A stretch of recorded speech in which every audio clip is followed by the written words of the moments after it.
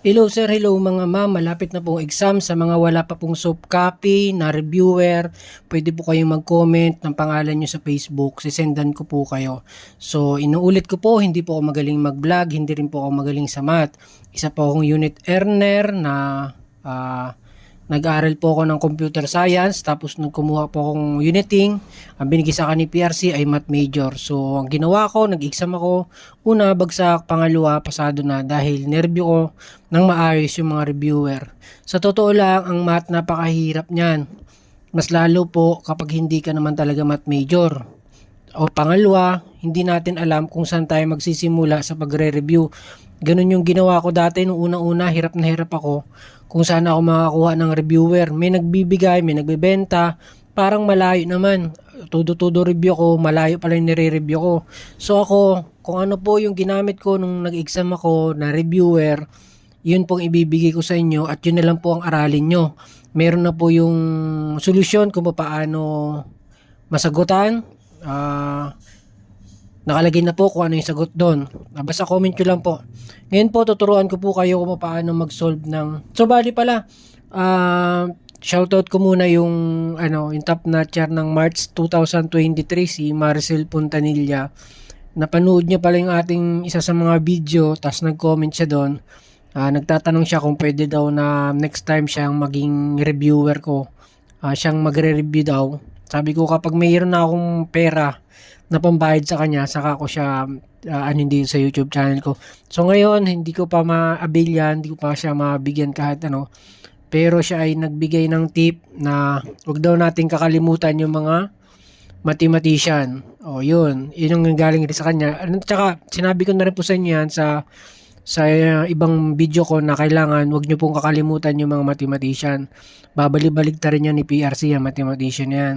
Pagkatapos yung mga symbol natin, yung mga symbol, may mga symbol na bago pa lang sa inyo. Meron akong video niyan, hanapin nyo na lang yung mga bagong symbol na lalabas sa exam na magugulat kayo na first time nyo makita ng mga ganong symbol.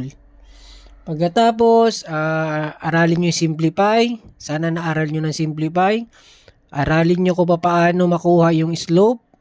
Yan, may tanong yan. Unang-unang tanong sa exam palagi, find the slope.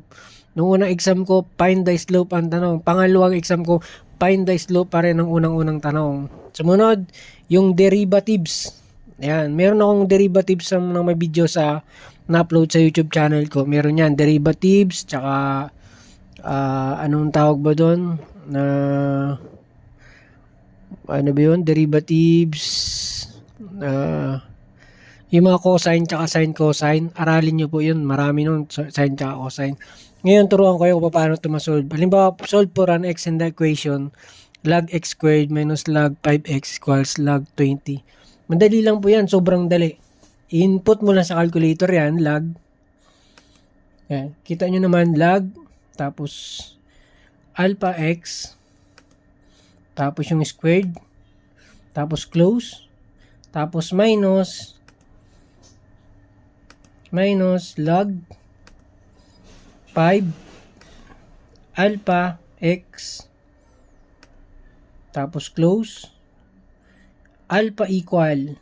Yan. Para lumabas yung equal, alpha solve, alpha calc ang pipindutin nyo. Tapos log, tapos 20, tapos close. Yeah, pag na-encode mo na sa calculator mo yan, di ka mahirap isolve yan kung mano-mano. Pero sa calculator, ganyan lang. Encode mo na sa calculator yan. Pagkatapos, ang pipindutin mo dyan, shift, calc, tapos equals. Ayun lang, shift, calc, equals. Ilagay ko dito ha. Shift, calc, para lumabas ang sagot. Yun lang, ulitin ko ha. Log x squared alpha x squared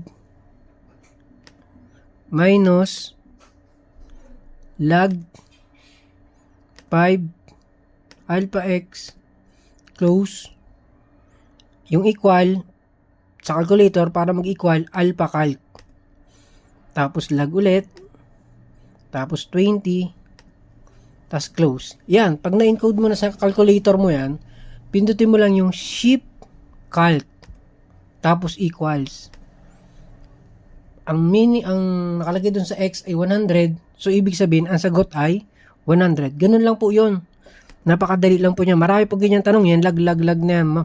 Balikan nyo tong YouTube channel ko kapag maraming lumabas na sa exam na ganyang lag. Yan pa lang, aralin nyo yan. Meron na kayo ilang points dyan pag nasagutan yan. Sumunod, meron akong general education. Hindi lang yung mathematics yung natatandaan ko. Bonus na to. General education. Gen Ed. Nung unang exam ko, Black Sheep, lumabas siyang metaphor na yan. Tsaka love sonnets na yan. Ophelia di Malanta. Yan. Hindi yan nawawala sa Gen Ed.